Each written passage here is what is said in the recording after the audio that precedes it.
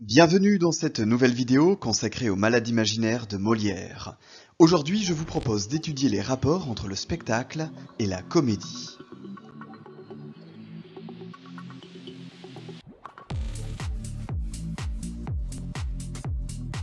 Plus exactement, nous allons nous demander en quoi la comédie est d'abord un spectacle. Tout d'abord, comme le rappelle Molière, le théâtre n'est fait que pour être vu. Il y a donc un lien consubstantiel, un lien intrinsèque, un lien très fort, de nature, entre le spectacle et le théâtre. On va au théâtre pour voir un spectacle. Plus précisément, théâtre et spectacle font tous deux référence au regard. En effet, le mot spectacle, en français, vient du latin spectare, qui signifie regarder. Au fond, qu'est-ce qu'un spectacle? Un spectacle, c'est la représentation publique d'un divertissement. De même, le mot théâtre, en français, vient du grec théatron, qui signifie lieu où l'on regarde. Et au théâtre, le lieu où l'on regarde, où tous les regards des spectateurs convergent, c'est d'abord la scène. On voit donc que d'un point de vue étymologique, spectacle et théâtre veulent dire la même chose. Ces deux mots évoquent le regard. Mais en quoi la dimension spectaculaire nourrit-elle la comédie ?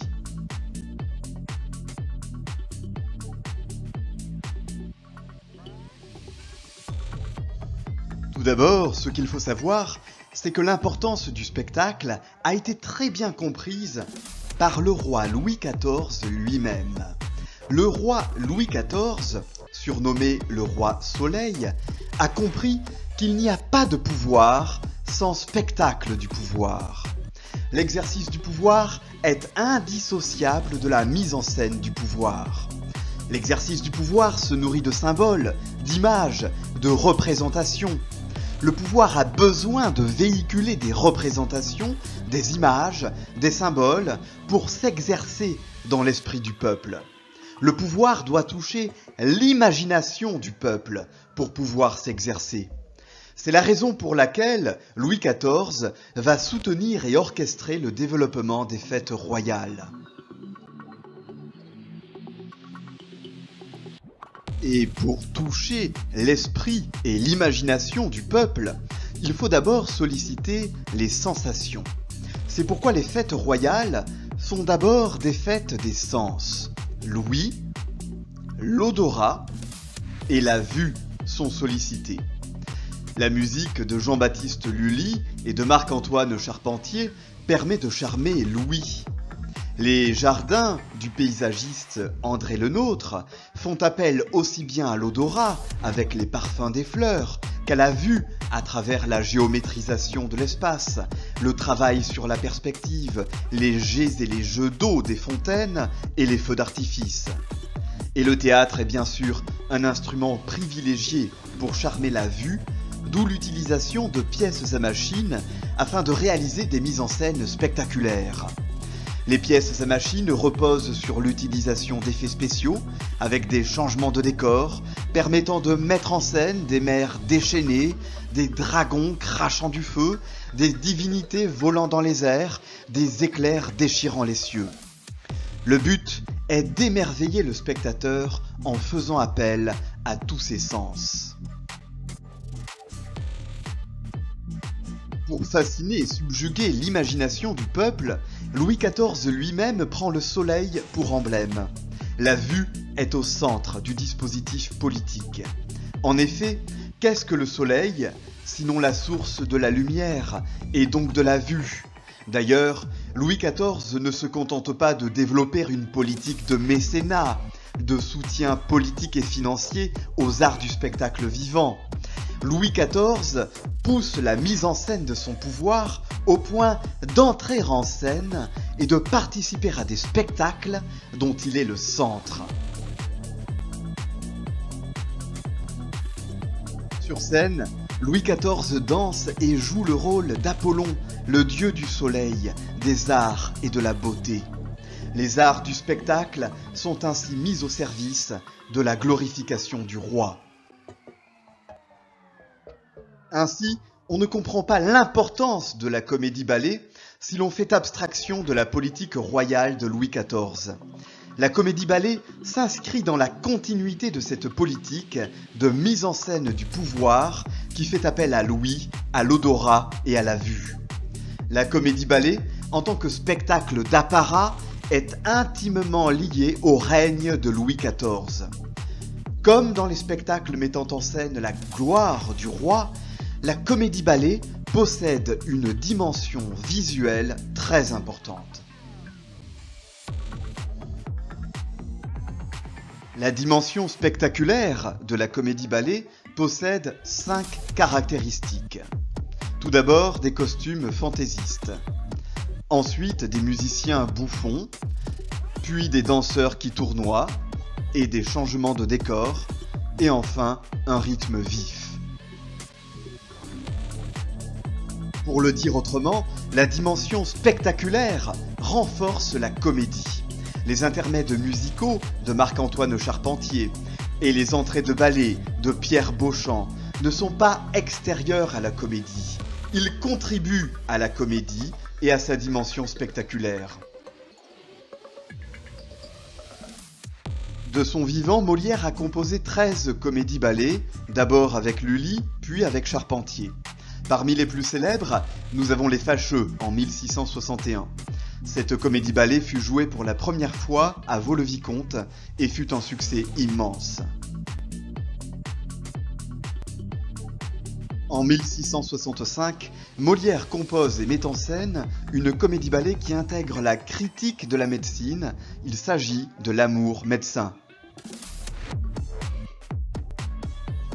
En 1667, Molière présente avec Lully une comédie-ballet intitulée Le Sicilien ou l'Amour peintre. En 1668, Lully et Molière remportent un immense succès avec la comédie-ballet intitulée Georges Dandin ou Le Mari confondu. Au château de Chambord, en 1669, Molière, Lully et Beauchamp créent la comédie-ballet intitulée Monsieur de Poursognac.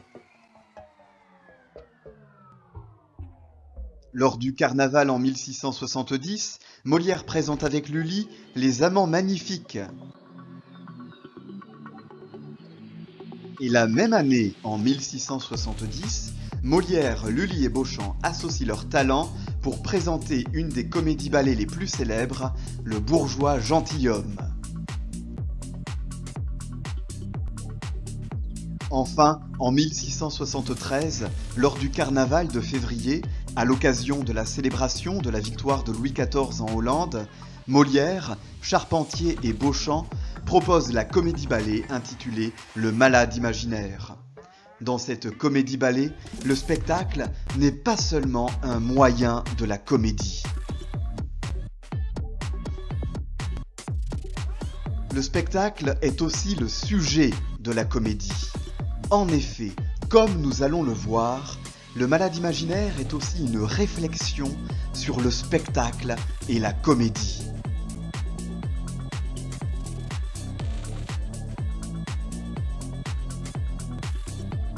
Pour commencer, Le Malade imaginaire repose sur un principe dynamique essentiel, la mise en abîme. En effet, la comédie est encadrée par la musique et par la danse du prologue et du troisième intermède. Autrement dit, la comédie se situe à l'intérieur d'un spectacle de danse et de musique. Les 3 actes de la comédie s'insèrent dans un spectacle de musique et de danse. La comédie est donc un spectacle dans le spectacle. De même que la comédie est dans le spectacle est dans la comédie. Le premier et le deuxième intermède sont des passages de musique et de danse à l'intérieur de la comédie. Dans le premier intermède, Polichinelle joue une sérénade qui est interrompue par une algarade. La sérénade devient un ballet aux allures de farce. Dans le deuxième intermède musical, les danseurs jouent un ballet dans lequel ils font faire des acrobaties à des singes. De même que la musique est dans la comédie, La comédie est dans la musique. Les arts s'entremêlent et s'entrecroisent au service du spectacle comique. Quant au troisième intermède, il met en scène et célèbre le spectacle en tant que tel, puisque tous les personnages apparaissent déguisés comme au carnaval. 40 figurants, tous déguisés, jouent la comédie à Argan pour lui faire croire qu'une cérémonie burlesque suffit à le faire médecin.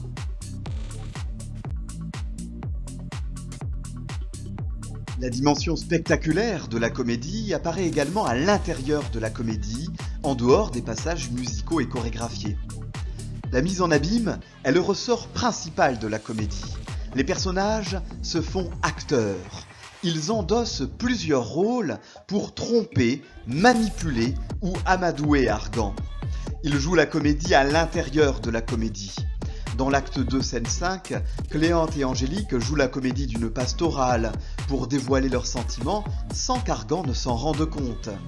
Cléante présente ce duo d'amour comme un opéra impromptu. Cléante, l'amant d'Angélique, se fait ainsi passer tour à tour pour le remplaçant du professeur de musique, pour un metteur en scène et pour un chanteur. Dans l'acte 3, scène 3, le théâtre de Molière fait l'objet d'une discussion polémique entre Béralde et Argan. La comédie n'est pas simplement le genre de la pièce, elle n'en est pas que le cadre, elle n'est pas non plus un simple moyen de tromper Argan. La comédie fait l'objet d'une controverse, d'un débat.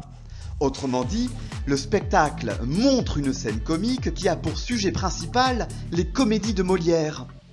Le Malade imaginaire est une comédie qui porte sur les comédies de Molière. Et dans la dernière scène de l'acte 3, Béralde annonce que, même après le spectacle, il faudra continuer de jouer la comédie pour tromper Argan. Ainsi, le théâtre déborde le théâtre. La comédie continue après la comédie. Molière nous fait prendre conscience que le théâtre n'est plus différent de la vie.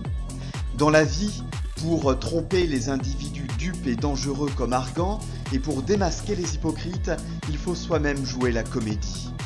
Dès lors, la vie en société apparaît elle-même comme une immense scène de théâtre. Plusieurs scènes se présentent comme des petites comédies à l'intérieur de la comédie. Dans l'acte 2, scène 8, Louison et Argan parodient une tragédie. Dans l'acte 3, les scènes 7 à 14 se présentent comme autant de petites comédies. Ainsi, Toinette joue la comédie en se faisant passer pour un médecin auprès d'Argan. Et Argan, sur les conseils de Toinette, se fait passer pour mort à 2 reprises afin d'éprouver la loyauté de sa fille, sa fidélité et son amour, et afin de démasquer l'hypocrisie de Béline.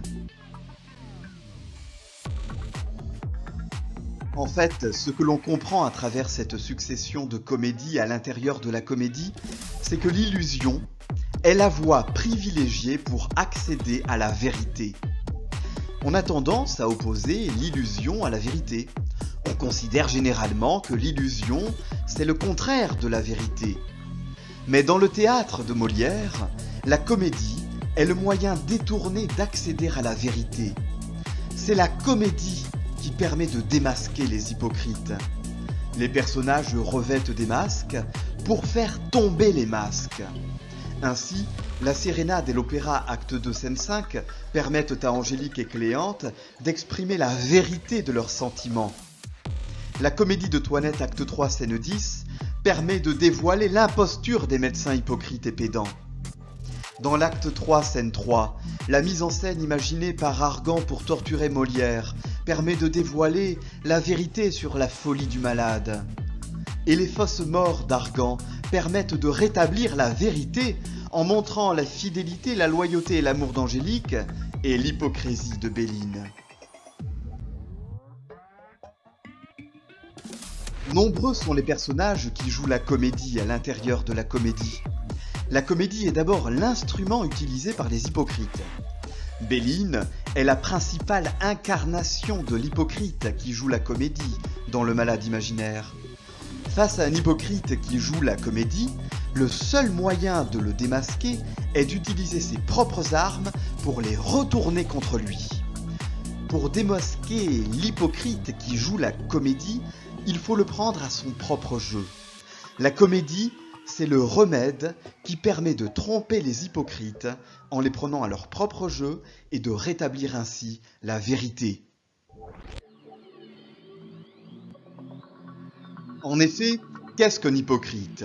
Un hypocrite, c'est un personnage qui joue la comédie, qui masque ses véritables intentions en disant le contraire de ce qu'elle pense.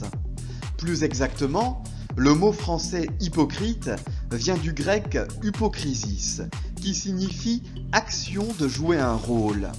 L'hypocrisie implique de feindre des sentiments, de simuler des opinions pour mieux cacher ses pensées et ses intentions. L'hypocrisie n'est qu'une façade, une posture fausse, une apparence trompeuse, autrement dit, une comédie. Mais il n'y a pas que les hypocrites qui jouent la comédie.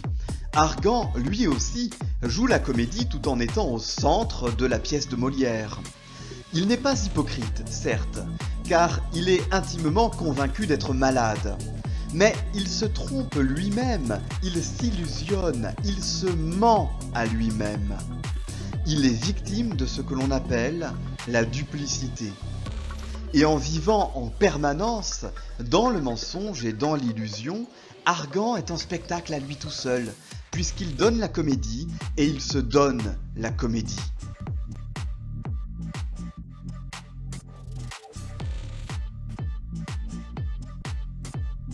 En conclusion, on comprend que dans le malade imaginaire, le spectacle et la comédie sont omniprésents. On trouve en effet le spectacle et la comédie, tout d'abord dans la structure de la pièce, puisque la comédie est encadrée par la musique et la danse, dans les prologues et le dernier intermède. Mais on trouve également le spectacle et la comédie dans les références explicites aux sérénades, aux pastorales, aux ritournelles, aux péants, aux opéras et aux comédies de Molière. On trouve également le spectacle et la comédie dans les ruses, les masques et les déguisements empruntés par chaque personnage. Et enfin, on trouve le spectacle et la comédie dans le caractère de chaque personnage qui entretient un rapport particulier à la vérité. Le redoublement de la théâtralité, c'est-à-dire la mise en abîme, le théâtre dans le théâtre, le spectacle dans le spectacle, la comédie dans la comédie, est le ressort principal de la pièce. Et c'est en redoublant la théâtralité, la comédie et la farce que Molière parvient à redoubler le rire chez le spectateur. Nous y pouvons aussi prendre chacun un personnage et nous donner ainsi la comédie les uns aux autres. Le carnaval autorise cela. Dans cette réplique de Béralde qui conclut la pièce, on comprend que la comédie déborde le spectacle. La vie est un théâtre et le théâtre, c'est la vie. Cette vidéo consacrée au spectacle et à la comédie dans le malade imaginaire de Molière est à présent terminée. Je vous remercie de m'avoir suivi et je vous remercie de m'avoir écouté. Maintenant, c'est à vous de jouer en participant au quiz. Pour cela, rien de plus facile. Il vous suffit pour jouer de copier le code qui s'inscrit sur votre écran. N'hésitez pas à réécouter la vidéo et à prendre des notes pour être sûr de réussir. Quant à moi, je vous dis à bientôt pour de nouvelles vidéos et de nouvelles aventures. Ciao!